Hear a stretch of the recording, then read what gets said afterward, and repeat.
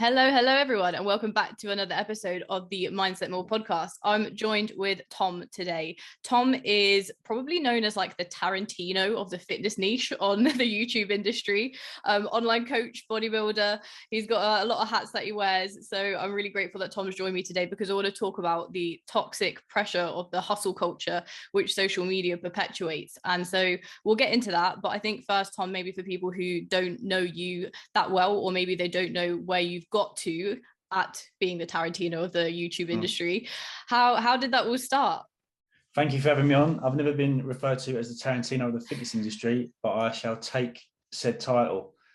In terms of where it all began, what in terms of like myself or Yeah, definitely. So in terms of your bodybuilding, the YouTube, how did it all start out? Yeah, it started. I mean, the kind of fascination for bodybuilding started around about 2012 when I was doing my year-long apprenticeship at Lewisham College. That's where I met Luke Johnson. I don't know if you're aware of Luke. He's the owner of Shredded by Science, which is now called PT Collective. And it was the first time whereby I kind of got a fascination for the scientific element of training and nutrition, as opposed to kind of the jargon that you see from day-to-day forums. So it was a real nice introduction into that particular side of bodybuilding. And I mean, the fascination for bodybuilding per se kind of stemmed from being very young and just kind of seeing the magazines. And then I think it was, I remember seeing like a Dorian Yates cover and thinking as a kid growing up, action figures were action figures, but this is the first time I've seen an actual human look like an action figure. So I was like, I think every kid in general kind of is blown away by that. And then from 2012, I started to get heavily into training. I kind of dropped the swimming and dropped the cricket and football that I was playing. I just kind of went all in on bodybuilding. And then I said to Luke, I'm looking to do my first show. So we did a junior show, and then it kind of just snowballed from there, really. And that's at that point whereby I had the decision to start taking anabolic steroids around about late 19, early 20s. And then that was where the kind of TM Cycles brand was created, because I was kind of frantically searching on YouTube and various other platforms to kind of gauge more of an understanding about anabolics, and there wasn't really anything there. So I thought, why not take it upon myself to kind of not necessarily educate but document my own journey. And it kind of just blew from there, and then kind of run into a few complications with the censorship on YouTube. So I had to pull a lot of my videos down. So I lost like 7 million views, and then it's just been about kind of not necessarily rebuilding from there, but just the moment going for a slight rebrand whereby TM Cycles is staying the same.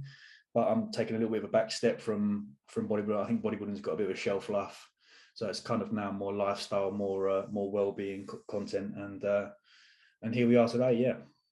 Yeah, I love that. And I really like the fact that you put out all of this informative content. Like, I have a background in chemistry, and some of the stuff that I see on social media, you're just wincing at it. And you're like, why are we here if we're not here to educate people and to actually get them to understand why they're doing what they're doing? So I know that you said that you're taking a bit of a step back from bodybuilding. So as well as that step back from bodybuilding and the kind of emphasis on taking downtime and focusing on general well-being, what is it that's happened in your life that's caused that perspective, that change, and that shift in your content?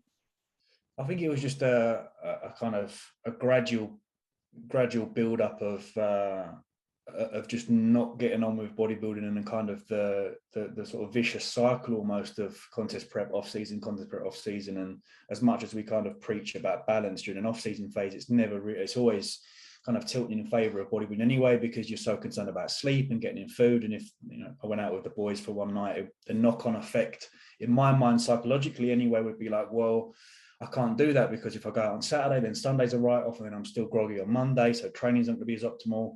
So you kind of talk yourself into not having a social life, or kind of going out very infrequently. So I just got sort of sick of it, really. It dawned upon me. I think we're all quite naive in the bodybuilding world at times, and that impact on relationships kind of took its toll. So it's just a chance for me to kind of switch things up a little bit, go for a bit of a self-improvement phase, and kind of understand what went wrong and what issues kind of occurred over the last few years. And it's been nice. It's been nice to strip back, if I'm completely honest with you. And I think when you are bodybuilding, you're almost unaware that there is life outside of it. You just come to accept. You're like, well, this is my life now. It's like, no, that's not the case at all. Like I said, I think it's got a shelf life, and for me to be in a position now whereby I can kind of educate people in sort of general pop kind of surroundings and take a little bit from everyone. You know, I still feel like the likes of Joe Wicks are fantastic, but if we can kind of implement a Joe Wicks style, but with education about nutrition and training as well, then that'll be cool. So yeah, it's just about switching things up a little bit. And I felt like I was kind of forcing myself to create content toward the end. You know, I wasn't not necessarily comfortable, but just thought there's only so much how to grow your biceps videos you can do without putting a different spin on it. So yeah, it's nice just to go into, like I said, lifestyle and well-being, and kind of, you know, when one door closes, another one opens. So yeah, very excited. Yeah. And one question that I have is you took a week away from social media. And I remember it was just like, where the hell is he? Like, I was like looking for your content and it wasn't there. I was just like, is he okay?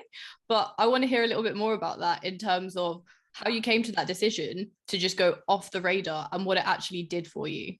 Yeah, I was just sick of it. I think you just get to a point with social media shit, and you can kind of, I feel like it's almost like training. You go through like a 12-week block, and toward the end you're fatigued. And I think with social media, you're just tired of the same stuff that's being spewed. And I just thought, well, I've never done it before. I thought, why not come off, you know, social media completely?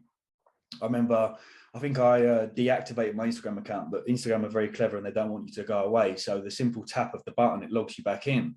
So I found myself still kind of on social media, but just weren't checking. Obviously that created a lot of like, where's Team Cycles, where's Tom? But it was nice just to have a complete week off. And I thought, you know, with that scientific element that we referred to at the beginning, I thought, why not let me track some data in terms of sleep and heart rate and blood pressure. And I remember like looking at my data that kind of was drilled into me by Callum when he was coaching me, just like big drops in blood pressure, big drops in resting heart rate, sleep improved, obviously, because I'm not looking at the phone. I think my screen time went down from about 9 hours 45 to about 2. You know, and those 2 hours are only just like Googling or like waiting for an Uber or something like that. But yeah, it was burnout. I feel was the reason as to why. And I thought, I'm not going anywhere. People are still going to be about when I do kind of re-enter. And it was nice, and it's something that I'll do more frequently. And it's, you know, when I did it was quite daunting to listen to feedback from others and say, I don't know how you did that. I could never do that. And to hear, you know, in this day and age, the inability of someone to kind of go through just having a break of social media, I think is quite worrying.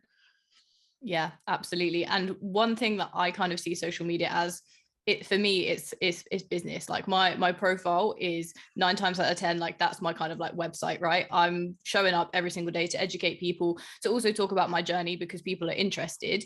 But it's kind of nerve-wracking when you're running a business to think, if I just drop everything, and I know that point where you get to and you're just like, I just can't fucking be asked, because you look at all of the hundreds of DMs and it's just like emails, right? And you're just like, I need some time away from this. But for me, I think like, you know, what would happen if I took a week away? And it's, how can we get people or encourage people to realize that that's actually okay? And even if you are, you know, someone who runs your business through social media, that taking that time off isn't actually going to be detrimental. Yeah, no, of course. But you've got to understand, just because we're businesses doesn't mean we're not human. So that model whereby you used to be employed and you had 24, 25 days holiday, that shouldn't change. It shouldn't just be like this kind of like alpha sheaf that goes on and you're like, right, no work, like no holiday time, no downtime. Because ultimately, if you look at longevity in business and those that do well and stay in it for a time, is because they can control that kind of almost stimulus to fatigue ratio, again relating it to training to business. So yeah, I had no qualms at all about coming off social media. You know, I put away some, I said to myself at the beginning of prep that I'd take some time off. I only really planned for a few weeks, but that turned into like a few months, and I was still active and still working, but it just wasn't all in. And it was nice to have that week off. I put some money away each side just to kind of tie me over a little bit. And you know, previously when I'd go on holiday, I'd that week before I'd be going crazy, like I'm having to kind of backlog content and batch content for the week that I'm away. But then that just means that the holiday itself is harder because I'm burnt out because of the very stressful week prior to holiday. So this time I was like, just don't do anything. Like, not like, it's only 7 days. You know, even 7 days in a cup out of the year is only 14. So yeah, there was no real concern for me. It was the only the noticeable kind of impact was just like, it took me a couple of days just to get over the fact that I don't need to keep picking up my phone. You know, my phone was away. Some days I just left my phone in my bedroom the whole day, which was nice. But Yeah, I know it's tough, but I think if people are listening and are unsure and a little bit worried and have that anxiety of I'm a business, it's not going to go anywhere, you know. And if you are that concerned, then do some work or some light work leading up to the point, and then just say to your followers or say to anyone in the business, or if you got the ability to hand the business over to someone to run for a week, then happy days. I know a lot of people that do that, but yeah, I think it's been blown up way out of proportion. This downtime is associated with negativity. Absolutely. So when you talk about burnout, and you said that you kind of were at that point, what is burnout to you? What signs are you looking for? Or like, how do you know when it's actually too late? Yeah, I mean, just no motivation to create content, like the love for picking up the camera, and even like I find myself now I'm refreshed, taking a lot more time with certain shots in the kitchen, or kind of if I'm doing like sit down work, I'll make sure that I'm kind of keyed in a little bit. But then like during that burnout phase or leading up to it, like it's just I don't care. I just put the camera on, and my overall kind of willingness to sit on the computer and take time to edit and choose tracks just goes completely. And I just want to laze around in bed all day. Really, it's like there's no it's not like a sort of cryptic like puzzle that you have to figure out whether you have or have not got burnout. I think it's quite apparent to a lot of people. You just that motivation dips, and you just need that time off. And again, keep referring it to training. It's very similar. You get to that point pre-deload where you're like, even like the pre-workout, for example, is not having much of an effect. And that's the same as me. Like stimulants, I'd have a coffee, nothing would happen. I'd still be sleepy. I'd still be drowsy. So yeah, it's just that point. For me, I think motivation is the biggest driver for me to kind of go right, take a back step. And also like my short temper with people on social media is I think is another thing. You know, like I'm all for speaking to people, but when you like put a post up with a song on it and people say, what song is that? It's like, it's on the fucking screen. Like I understand, thanks for the question, but come on, just take a little bit of time. Like my patience is running a bit thin here. So yeah, just a few factors that contribute to that feeling of burnout. Yeah, I felt that like the whole way through prep this year, as in like I really noticed that irritability. I was just like, why is everything that everyone is saying so annoying? And again, like I think I put out a video, at least one video for 6 months, every single week of prep, and afterwards it was like 2 months I was just like, goodbye YouTube, because that creativity, that creative space, like you don't have that when you're hammering work all the time. And that's one thing that I bet you realize when you like took that week off, is actually all of these ideas when it comes to, you know, flow and what you're moving into, that all started to flood through because you've got that space for that creative time. Of course, yeah, absolutely. I remember being in my bar and just you sort of you broaden a little bit more, and I was taking in kind of like walking along the port and just taking in different ideas and concepts and colours and fonts and logos, and I was like, God, this hasn't happened for some time, because I've been so hell bent on creating content for like the members site, for the Instagram page, for YouTube as well. So it was nice to kind of have that break and have that kind of that creativity reset, which is you know, I'm at a point now whereby if I feel that I'm getting close to that burnout again, I'll have another week off. But so far so good. I'm in quite a nice position whereby re-entering out from that previous time with social media, I didn't kind of jump straight back into the deep end. It was just a gradual, right, let's start some online coaching again and open a few spaces and kind of limit that and not go, you know, exceed that number, because it just means that my work gets the kind of quality of my work dips a little bit. So yeah, I'm in a good position, and routine I think is key as well. I think post show, because you're so regimented, once the show's gone, you kind of have that little bit of a wild patch. And you know, for me, I'm someone that requires routine, not like, you know, like A1 on it all the time, just some basic structure for me. Like if I wake up at 5, I'm on the computer from 6 till 9, and then I'm kind of free. But taking away that routine and that structure kind of threw me sideways a little bit. Yeah. So what about downtime though being integrated into that routine? Do you feel like that's maybe a mistake that you made in the past, where it wasn't something that was actually part of your routine? Yeah, it never was. It was always my downtime in my head was not downtime, because I'd always be on my phone, or the laptop would be on. Like the fact of like sitting downstairs watching TV with the laptop on my lap isn't downtime, you know. So that's why I went wrong massively, and it's something now that I kind of drill in to myself. You know, if I see the clock's coming up to 5 or 6, based on how the day's looking, it will just be a case of, right, 6 is here, and I'll turn off, and I'll just and then I'll resume that the following day. And it does take a while. It does take some time, because you have to detach from that I could be earning money here mindset. You know, because if I'm watching something on Netflix, I do have that, especially now, because I'm enjoying the kind of rebranding of Flow, that I just have to say to myself, right, you need to be, in order for me to be productive the next day, you have to have this downtime. Otherwise, if I have my dinner and go back upstairs on the computer till 7 till 9, too much blue light, sleep gets affected, and then I can't get up at 5 a.m. the next day. So you just have to drill that into yourself, that it's like, this downtime is needed, it's required from a productivity standpoint. And, you know, it takes only a few days for you to realize that, and you get into kind of a nice routine with that. So with the fact that you're doing Vlogmas now, though, that's technically, you set yourself a challenge to put out a YouTube video every day. And I find myself similarly, like, it's coming up to the new year and I've never ever had so many inquiries in my life, and I'm like, oh shit, like everyone and their mum wants coaching, and I'm a bit like, okay, like now I've got to manage this but also manage my downtime. So do you feel like setting yourself a challenge like that might actually have a detrimental impact?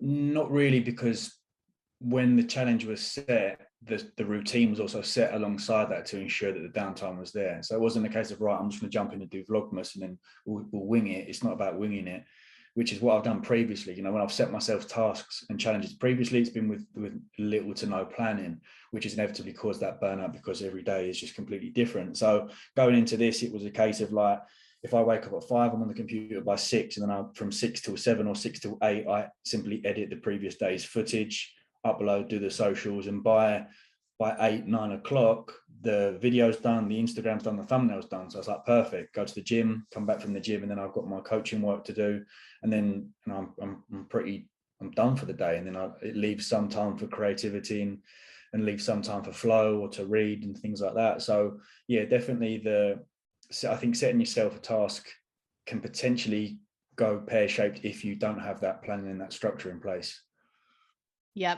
And I think that there's something to be said about that downtime and how that impacts productivity, because actually, like you said, you know, sitting on the sofa watching Netflix, you're on your laptop and you're trying to do work at the same time, your brain is never actually switching off, and you never ever get that kind of fresh perspective to look at things. Everything starts to get cloudy, and you start to actually just wake up the next day and you're just thinking about what you were thinking about the night before. And so I think that's actually essential to business owners, to people who are content creators, to realize that actually will totally shift and flip the way that you look at your work when you take time away from it. Yeah, cool. Even I think it was on Joe Rogan's podcast when he was quite shocked when Elon said, like, how often do you sleep? How many hours of sleep do you get? He's like 6, 7. Joe was like, fucking hell. I thought someone like of your stature would be in the 3s and 4s. And sort of same as Gary Vee, I think one of his videographers asked him, like, how many hours sleep do you get? He's like, good 6 or 7. You know, in an ideal world, we'd all like to push for those 8s and 9s. And I've got clients whereby they say, look, in order for me to get into the gym, I'm going to have 6.5 hours sleep. And I'm like, right, well, as long as we can optimize those 6 and 6.5 hours as best as possible in terms of bumping up that sleep quality, detached from your phones, getting in that sleep stack, for example, then I'm happy. So yeah, it's definitely about, if you are an individual that does run on short sleeping that night, it's just as best as possible trying to optimize that, because you don't want to be in a position whereby, like, you're going to bed. And I notice it now, if I do kind of go against what I preach and do spend a bit of time on the laptop working, I just tell, because I look at my sleep cycle and it would take me longer to get to sleep. I'm awake more in the night, and overall the next day I'm groggy. So you just need to take that on board and take that as feedback and go, right, I can't do that again.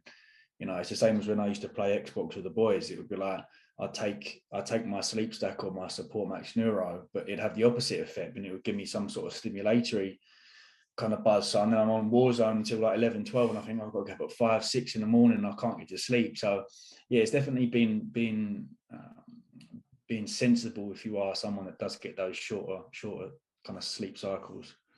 Absolutely. I think there's something to be said about starting to recognize those patterns that we all kind of starting to self-sabotage over a little bit of time, and you just will start to feel like a much, much less productive human. Now, there's one thing that I kind of wanted to go into, to go back to where you were saying how you got to a stage where you're a little bit sick of social media and kind of feeling a little bit more negative towards that. So I know that there is definitely a kind of how can I put it? There's like an expectation from the bodybuilding industry that everyone needs to be on it all the time. And I think that's something that can be also reflected when it comes to these business owners. So always feeling the need to kind of put out stuff, always be present. And actually, half the shit that you see on social media is not actually happening. Like half of it is just, it's the highlight reel. So one thing that you are is always like really transparent. You're always there to talk about how you're actually feeling, how you're actually doing, or to just fuck off for a week and be like, yes, see you next week when I'm feeling better. So one thing that I want to talk about is how do you get that confidence to just be like, do you know what? No, I'm going to make sure that everything that I'm doing is super, super transparent, because it's difficult to weed out who is actually being real and who's not being real. And then even the ones who aren't being real like to go and, spit their comments about other people a lot of the time, which I know that you've been victim to as well. Yeah. I mean, it's quite funny to see. I mean, I've been in the industry like 10 years now, and you can see the kind of this forced transparency, I like to call it, because people have clocked on now that if you sit behind the camera and go, guys, I'm feeling like this, it's like, well, are you really feeling like that, or do you know the knock-on effects of you openly speaking about mental health? Because I think that particular area, there's a very fine line, between actually suffering from it and being diagnosed, and then self-diagnosis. And I've got a mum. My mum's a psychiatric nurse, so she's been dealing with in that sector for nearly 25 years. So it's when I speak to her about it, it's not like we're looking at people on YouTube and going, oh, he isn't suffering from mental health.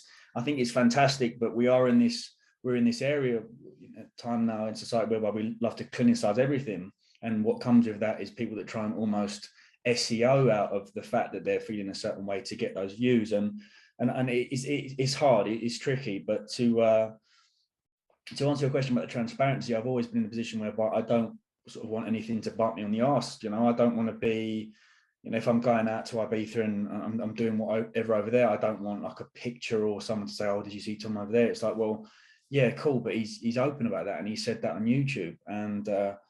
And from a business standpoint, I don't want to kind of create a brand whereby if I'm not kind of being transparent and then something were to occur, then that deal would get dropped. Or I've always had a problem with authority at school as well, and just kind of wanting to be I know it's a very cliche, wanting to be yourself, but it's true. I never wanted to be in a position whereby I felt like I couldn't be open about it. And I think this year in particular, kind of as I'm getting closer and closer to 30 now and understanding a lot about yourself, I think the more individuals like myself and the more individuals on social media openly talk about their kind of emotions and feelings, the better position we're in. So yeah, it's just been a bit of like, why would you not be transparent as well? It's just sort of a bit obvious why you'd hold back, and I can understand why, but I think the industry is massively changing now, whereas before, people had to kind of hold back a little bit in case of that knock-on effect of not being able to get a sponsorship deal. I think a lot of people sat on the fence when it came to anabolics and waited for the likes of myself and Josh and Joe to be open about it, and then to see the effects of that. It could have gone either way. Me, Josh, or Joe, and many others in the industry that openly talk about anabolics, we could have been open about it, and then bang, no one agreed with it, businesses wouldn't, and then that would be like almost a green light for the bigger YouTubers to go, right, we can't talk about it. I feel like we're almost their guinea pigs in that sense. So, but I'm cool with that. I don't need anyone to pat me on the back. I do me. I think quite a frequent question that arises a lot on YouTube is do you think your transparency with everything, recreational drugs or anabolics or relationships has affected your brand or your following? I'm probably, yeah. If I was a squeaky clean YouTuber and just did your little sort of muscle food unboxings and this and that and stayed clean for 10 years, I could be in that position. But then you're two different people, right? I know a lot of people that I see that almost difference in persona straight away. I see them in public and they're like one person behind the camera, one person in front of the camera, and you think that I really didn't want to get into that position whereby, like, when I turn the camera on, I'm like, right, now I'm this, and then I turn the camera off and now I'm that. So yeah, I mean, it's kind of multifaceted really as to why I'm open about it. But the biggest one would just be, one, I don't want anything to bite me in the arse, and two, I don't want to live a lie, really. That's the thing though, isn't it? Where you said like you've got this perhaps like little problem with authority. And I only realized that when I, graduated uni, got into a corporate job, and I was like, shit, Yeah. I've got that man telling me what to do, and I'm not about this life. I was just like, no, I can't do that. And that's what you find with a lot of people who, sack off their job. They're like, I'm going to build it for myself. I'm going to make me to where I want to be. Is because you can't deal with other people trying to inflict their kind of, sometimes ill-perceived dominance onto you. And again, being transparent, it works in your favor, because you being you're going to attract those people who want to give you the sponsorship deals for who you are. You want the right clients because they're actually enjoyable to work with. And I think this is one thing that is not realized by a lot of people who are maybe fresh into the industry, is, oh, I'm just gonna try and follow the trends and do all of this. But who actually are you? And I think when you ask someone, who are you, that's one thing that 9 times out of 10 they can't answer, because everyone's got certain values which really, really matter to them. And I'm curious to kind of hear for you, like, what is the most important thing, and in terms of your values, that you're really trying to put out, and that you're really working to impact the kind of generation that's coming now into this bodybuilding / fitness well-being industry? Well, that's a fantastic question. My biggest one for this year, I mean, I had a conversation with my mate the other day, and we both sort of said we're getting older now, and what we've learned about us is we're very fragile-minded, and we are these kind of very emotional people. And I think for so long, I've almost had this barrier up whereby I just almost accepted that I was this person that didn't really have any emotions, and I was just kind of had a very cold heart. And that potentially may be the kind of ferocious nature of when I first started the industry, and just hell-bent on getting clients and building the YouTube and Instagram, for example. But for me, in this position, it's about kind of, that's why I've created a few pieces of content on time management, productivity, and me, Josh, and Joe openly speak about kind of the fact that we're all kind of seeking help at the moment with therapists and things like that. Not in like a really bad way. I don't want people to think that. I think, fuck, is Tom all right? It's more just so, someone to speak to. And I think, that the new kind of generation within the fitness industry coming up need to be in that position whereby they have the freedom and ability to be themselves. And I think that's coming through now. I'm very aware of your top YouTubers, your mid and your lows. I'm constantly researching, because you never know that this younger generation that are coming through, we can still take pointers on. Just because someone's got 1,000 followers doesn't mean we go, oh, actually, I'm not going to take anything from him, because they, my little brother, for example, is 18 now, and he's doing marketing at uni. And I said to him the other day, like, what's sort of going on, what's moving in this? Like, oh yeah, shit, I didn't really think about that. So it's constantly turning. So I think the ability for us to all work together, as opposed to have this divide, which I think in the fitness industry has crept in a little bit. It's quite apparent now. You've got the business gurus, you've got the train to failure lot, you've got the biomechanics lot. All of them are fantastic points, by the way. That's not bad, but the fact that they have kind of adopted this, well, this is the only thing that works. Like, don't patronize me because I don't know about biomechanics. Do you know what I mean? You should be that particular crowd's grinded my gears a little bit, because it's like they're only appealing to a select few of educated, and it's like, well, yeah, it's fantastic to learn about like the knee joint for an hour, but at the end of the day, I've got a Gen Pop client that just wants to get in and out of the gym because he's on his lunch break. So am I going to really be setting up daisy chains, bands and cuffs for a single? Do you know what I mean? So it's like, it's great, but don't adopt this approach whereby we shouldn't. And even the rise of TikTok now, and people demonizing like a lat pull down. You think this misconception that like a lat pull down without D handles doesn't do anything to your back, but a lat pull down with D handles does. No, the lat pull down will still develop your back. Sure, it may not be as optimal, but when we talk about that optimal, what is it, like a few percent? I mean, it's like, come on. And so for me, it's about kind of encapsulating us as a whole and kind of taking points. And like I said, with the whole Joe Wicks thing, I think it's fantastic, the sort of stuff that he's been doing. When we really understand his lunch that has 100 grams of chorizo, it's like, well, your fat intake's done for the day. So how can we educate a client whereby you can still have that, understand a little bit more, because these plans that you get put on for 8 weeks, eat this, train like this, when the plan's done, what do I do now? My scale weight's creeping back up.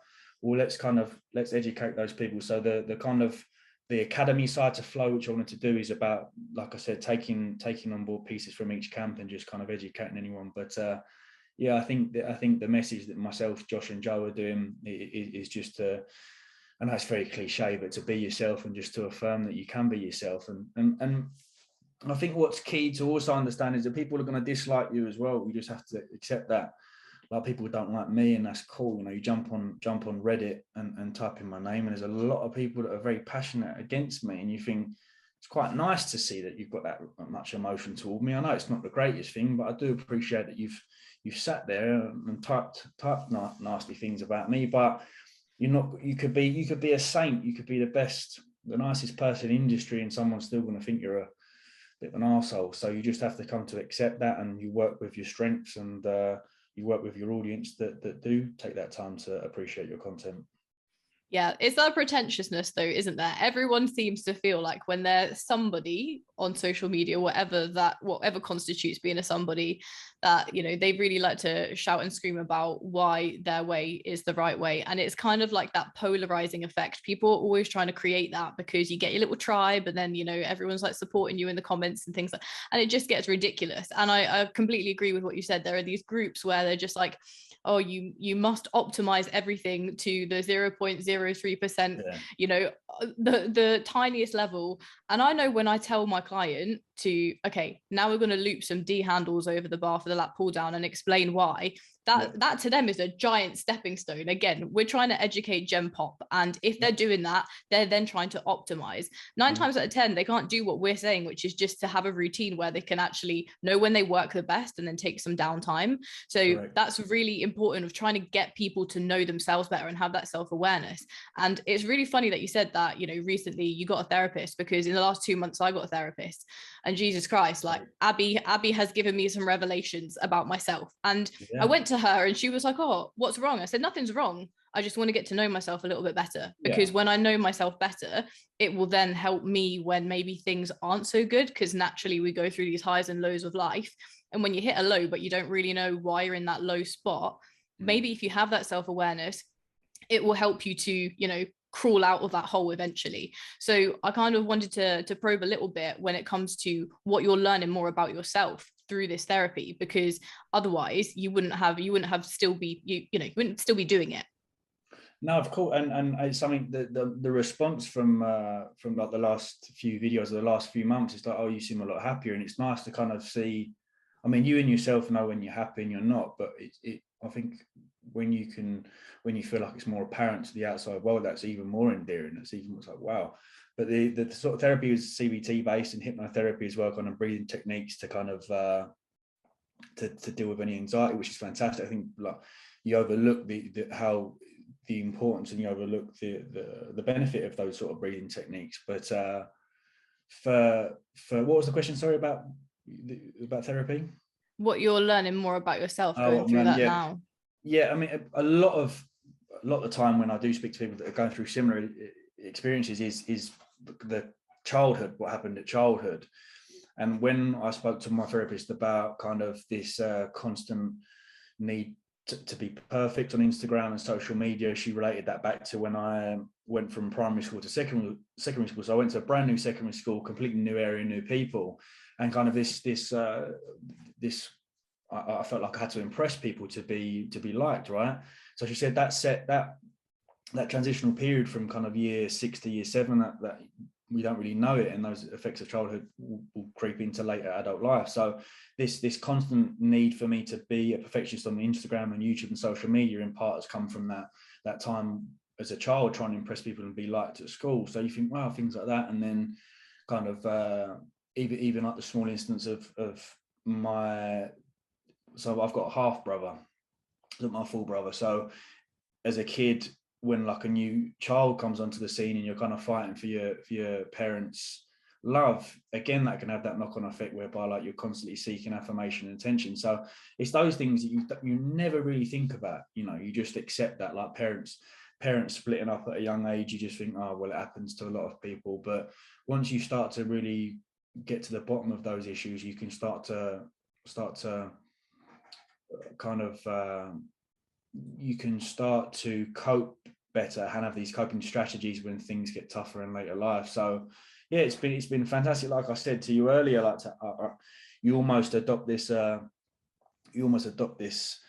like approach to life whereby if you are a certain thing or you feel like you're a certain thing, you just accept that. Like, and I thought I was just like this guy that's going to be throughout the rest of my life quite cold and quite distant from people, but that's far from it.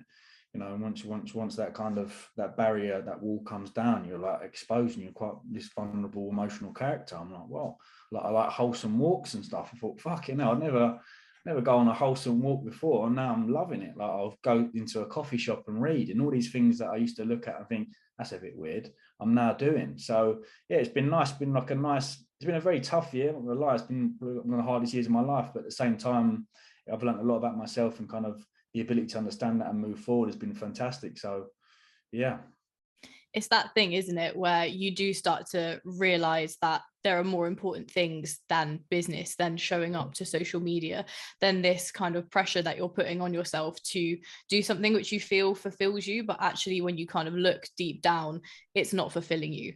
And like I've also realized certain things, you know, through my therapy session. Jesus Christ, I made my therapist cry twice now, and I'm like, shit, I must have a really sad life if I'm making my therapist cry. I'm just like, but from that, it's these moments where I'm just like, right, there is things that matter more than me having to show up every single day to post a physique update, or to, you know, just feel empty kind of like social media air with putting out other stuff there. And it's because I know now what's like really important to me in life. There are more wholesome things than just, I think everyone's chasing some kind of like status, or they're chasing to kind of like look like they're doing well to prove themselves and get that validation from others. That's what it comes down to at the end. And it's what you're talking about, you know, trying to get that validation from your parents with a new brother on the scene or going to a new school. It's always that kind of like trying to prove your worth. But when you know your worth, you don't have to prove it to anyone, and you can just do what you enjoy, right? Yeah, no, completely. And I fell prey to that. I remember like buying material goods a few years ago, for not even for myself, just thought like, I'm going on holiday, I need to get that archetypal airport picture of a Louis Vuitton bag. And then I thought I bought a Louis Vuitton bag for a picture. You know, now I get use out of it, but I walk around with it. I'm trying to shield it from people. I'm like, oh no, I've got a fucking Louis Vuitton bag. Do you know what I mean? I'm quite happy with just a normal night bag. So yeah, I definitely fell into that trap of buying things and portraying a certain image on social media for others and not myself. And but I also think we have to go through that. Do you know what I mean? I think we have to go through that material phase, because you might go through it and think, this is me now. You know, I want everything Louis Vuitton. I want this, that, and I love it, and cash, and fuck everyone. And because you see these like fucking generic quotes about like, show me your friendship group and like I'll be able to tell you, like, and you think, how, like, I've got mates that are plumbers, carpenters, and are they somehow below me because I'm an influencer? It's absurd. Like, I don't think you should ever adopt that role, whereby I do understand like kind of being around the same people in business is going to help you kind of, it's going to help you in that sense, whereby if you're around like-minded people, then you kind of use them to springboard. But at the same time, that shouldn't be filtered into like day-to-day life. It should be two separate. It should be business and friendship groups. So like I said, I think it is key that you do experience that, because you're always going to be, if you don't, you're always going to be like, oh well, what if? And I think once you start getting to that what if mindset, you kind of spiral from there, and then you start to make kind of crazy decisions. So I'm almost glad that I did go through certain phases in my life, so I can be in a position whereby I can look back and go, that was a bit weird, wasn't it? Do you know what I mean? So, but yeah, I definitely can relate to doing things for the sake of other people. Yeah, it's learning who you are, but also throughout that process, you know, going through times where maybe you're not quite who you are. Like I've been through it. I went through the fit chick phase with like booty band workouts, and then I look back and I'm like, why the fuck was I doing that? And it is that kind of thing where it's just like, oh, let's see how well this does. And when you do stuff for clout and clickbait, it does work. And that's, you know, the really frustrating part of social media, because so much shit is out there and you're looking at it and it's incorrect, or it's, you know, just trying to attract the wrong kind of attention, and people really do fall victim to it. But actually, when you are staying true to yourself and actually putting out informative content which is trying to help people overall, that's a game changer, because those people want to build a relationship with you and follow you long term. So that would be my kind of biggest piece of advice to anyone who is coming into the industry now. And I'm interested to hear, because you've spoken about this kind of self-awareness, you're getting to know yourself better, and you've changed your perspective. So with, you know, your own goals now, what is that looking like in the future? Because obviously keeping yourself and business as two separate entities, what is it looking like for you as a person, but then also what is it looking like for you when it comes to business? Yeah, so I haven't sort of like found myself by going on some sort of DMT trip in Bali. It's not been like that. It's just been like a gradual process of kind of breaking down what happened over the last couple of years in my life. But I mean, I wouldn't mind going over there and doing. I actually have plans to go to Bali very soon, so nice. I might see if I can discover myself there. Yeah, I mean, I'm sure you would. There's a lot of you hear Joe Rogan talking about DMT all the time. It's something I'd absolutely love to try. But in terms of like moving forward, for me, it's referring back to your previous statement about that engagement element. And I think what's key for the younger guys coming up in the fitness industry at the moment is to ensure that engagement is kept throughout. You know, one thing that I kind of use for when I work with brands is, yes, I've only got sort of 30 odd thousand followers, but my engagement for that amount is high. You know, if we were to put that on like a million scale, then it'd be almost like 700,000. So almost creating a community is something that I'd recommend, and something that I want to do with flow as well. And it's for me, it's never really been like a numbers game. It's never been I've got to get to like 10 grand a month, or I've got to get 100k followers. It'd be fantastic. But I'd rather get to 100k followers over 10 years, and those 100k followers are like with me for life. And when I come to release a product, they'll buy it, as opposed to getting overnight fame and getting to 100k, and then when you come to release a product, it's like, well, no one's really buying it. So you have to be very careful in what you want to achieve when looking to build your social media, because the times have changed now. Back in the day, a couple of years ago, you had 100k followers, you could charge to crazy amounts for a post. But businesses and companies now go, well, you've got 100k followers, but let me see your engagement, let me see what sort of link clicks you get. Oh, you're only getting 800 to 1,000, well, we can only pay you X amount. So it's changed massively now, and I think a lot more businesses are being smarter, and we get it. Even us, like when we're going through our phone and an advert comes up, we swipe. It's very rare that I'll look at an advert and go, actually, yeah, I do want that service, or I do want that product. So just need to find that right line, that right balance between creating content, educating people, but also providing a service. But in terms of kind of moving forward, I feel it's probably a little bit more about integrating my own life and experiences within business. I think, yes, we need to keep them separate, but from the point of like physique goals and fitness and nutrition, I don't want to be someone that has this particular diet or approach behind the camera and then this, in front of it. I want them to kind of merge. So that element of lifestyle and well-being is something that I really want to kind of combine. And like I said, with flow, create that community whereby we're catering to the needs of a quite a large group of people. Yeah, absolutely. And I'm really excited to see what that's going to be like, because it's definitely something that I think needs to be changed. Like myself, even though I do compete, I love bodybuilding. When I'm not competing, I'm very much so trying to live like, a normal human, which is experiencing life. What are we here to do? As we're not here to stick to the same bloody meal plan every single day. Like, and even when it goes back to talking about meal plan versus, if it fits your macros, there's bodybuilders shouting at others like, oh, you're never going to get to the Olympia if you're not on a meal plan. And it's just like, take a chill pill. Like, there is all of this kind of like negative energy that seems to be coming out all the time. But I think this is going to be a really nice change, and something that's needed for the industry is just teaching people how to move their bodies, how to, work out their minds, how to respect themselves and nourish themselves to actually be able to then live a life that's full of abundance and making different experiences, which I'm assuming is what you've got planned for the future. Yeah, massively. I think one kind of area that I want to do is that you know, the argument with the whole meal plan and IFWM, you know, it definitely has its pros and cons for either. But, you know, we're not all trying to be pro. We're not all trying to be on the Olympia stage.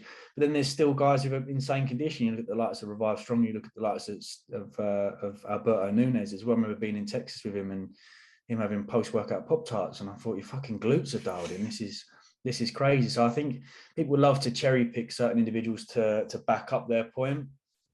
But in terms of that knowledge being spread, I really want to kind of put people in a position whereby they have those choices and that freedom, you know, and educate individuals on it's okay to go out on a Saturday and have a drink. You know, if we implement some sort of 5-2 diet where Monday to Friday, and we look at the bigger picture. Even now, I've got a couple of clients that are so fixated on that like scale weight thing. It's like, well, look at the last 6 weeks.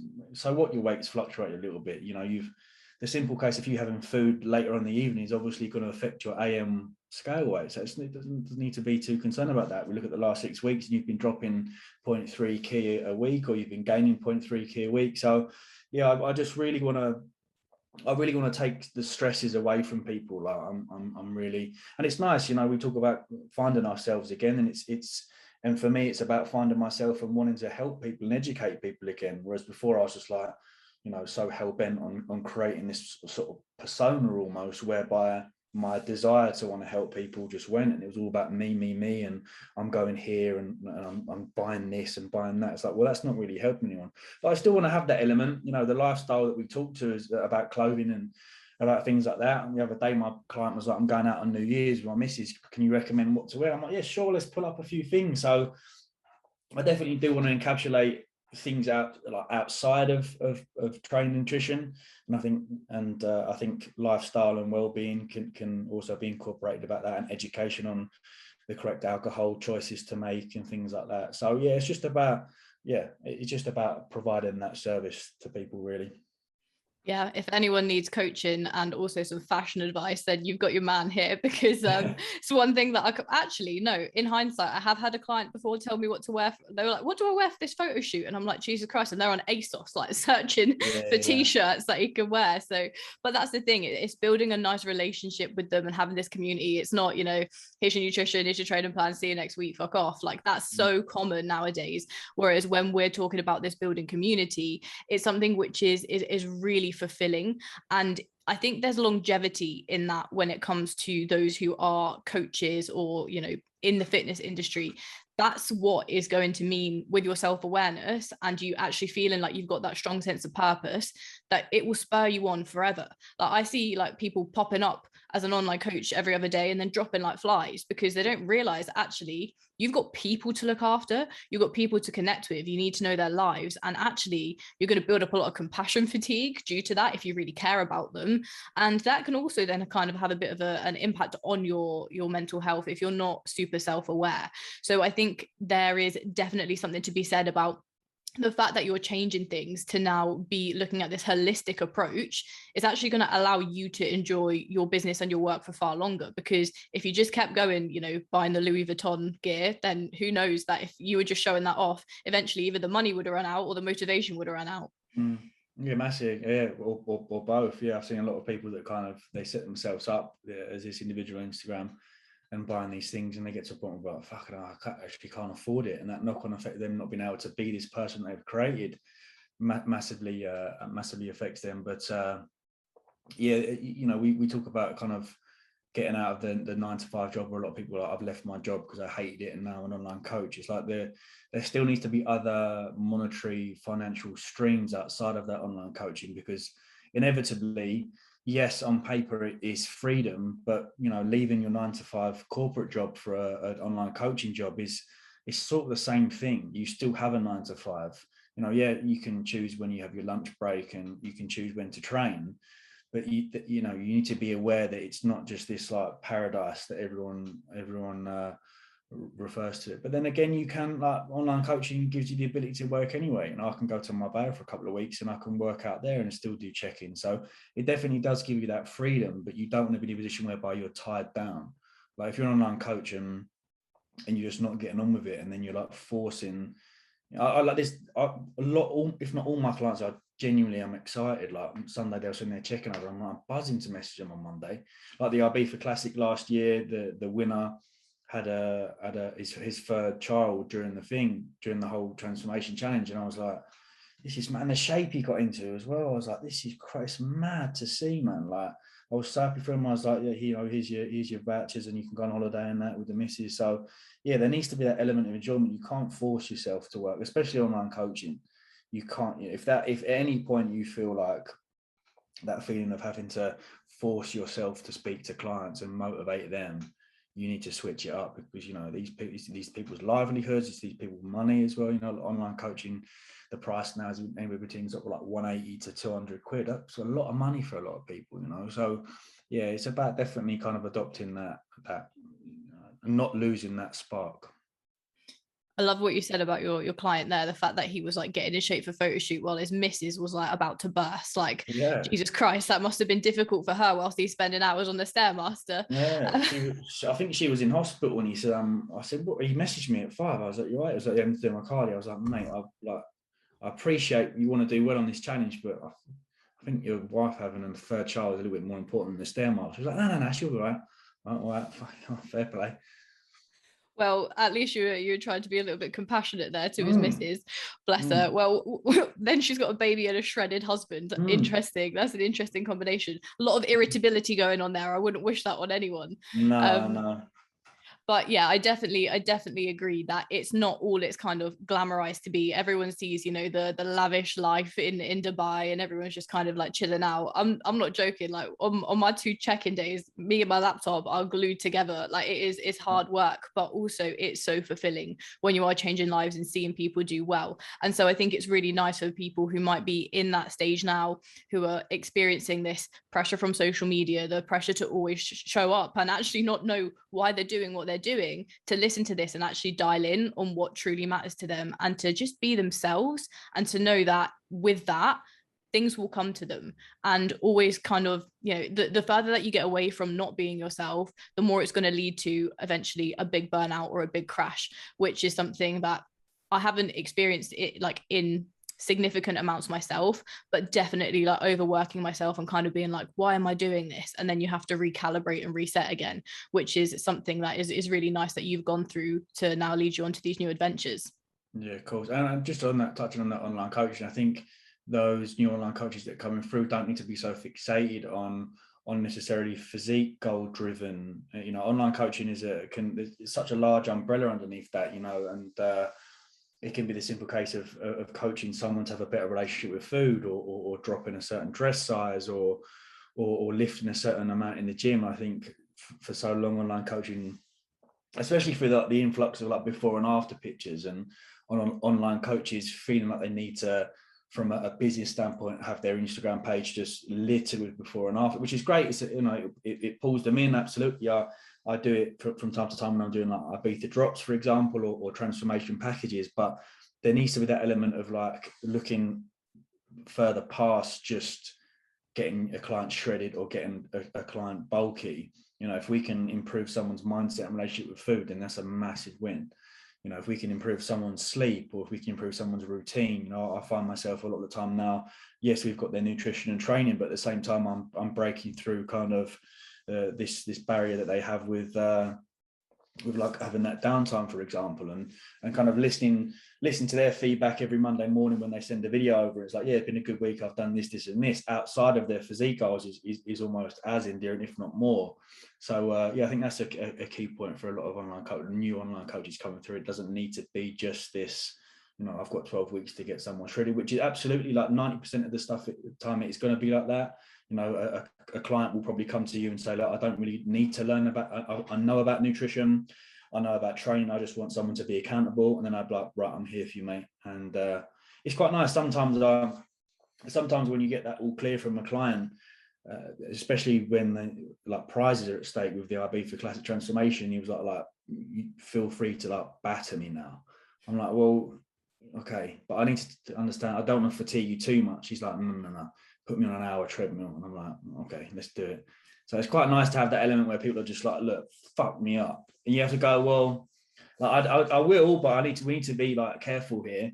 but that's quite nice to give the green light from those sort of clients. So yeah, there's just a large kind of plethora of individuals and individual goals that we need to cater to as well.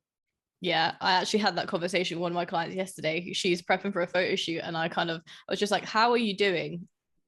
Be honest. And I'm just like, okay, we're going to drop the hammer because you're still kicking. So it's one of those things where there's so much, you know, when it comes to online coaching, you've got the people who just want to live a happy and healthy lifestyle and get up at the right time per day. And then you've got those who have the extreme goals. And it's beautiful to see all of these people develop within themselves, especially as you say, like when you see those wholesome mindset wins, for me, they always mean so much more than, yes, well done, you've dropped an extra kilogram this week or whatever. So that is definitely moving forwards. It's what I kind of preach, and it's certainly what you're preaching now. So tell everyone, you know, a little bit more about Flow, where they can find you, all of that kind of good information.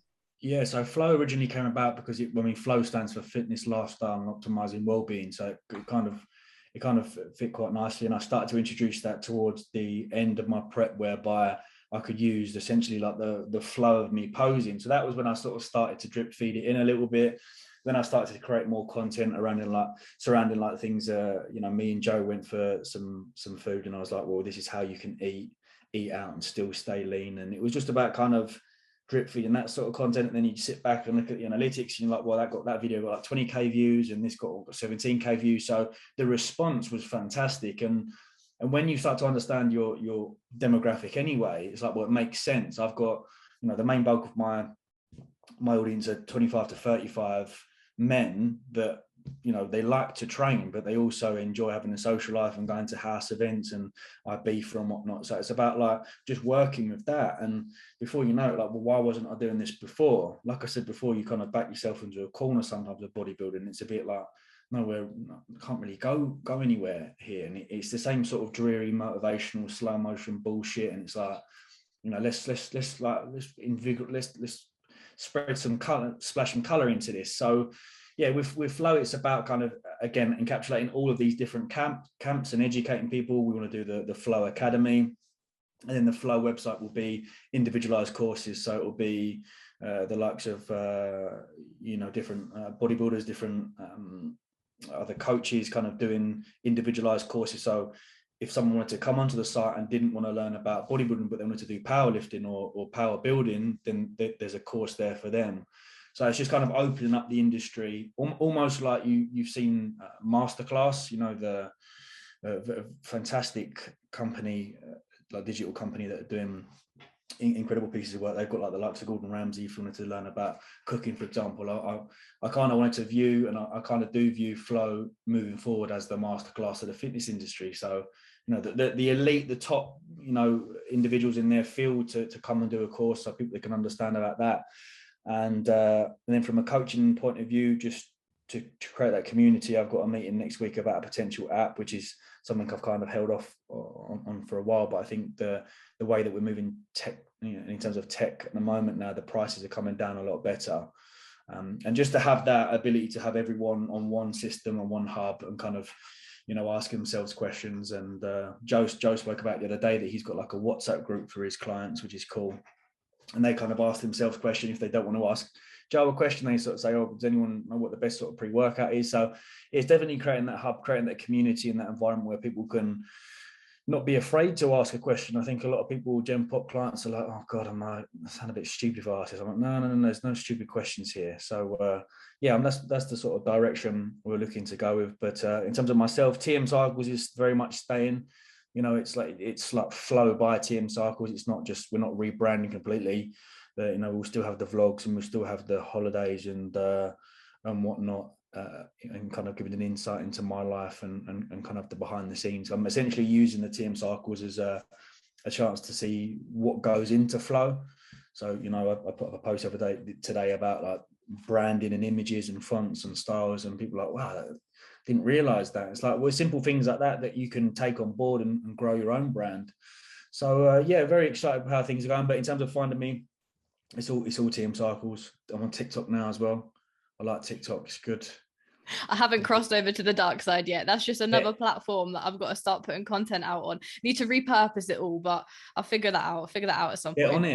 Get on it. I was like that. I was like, I'm not doing the dances, and then the other day I'm doing something with my dog.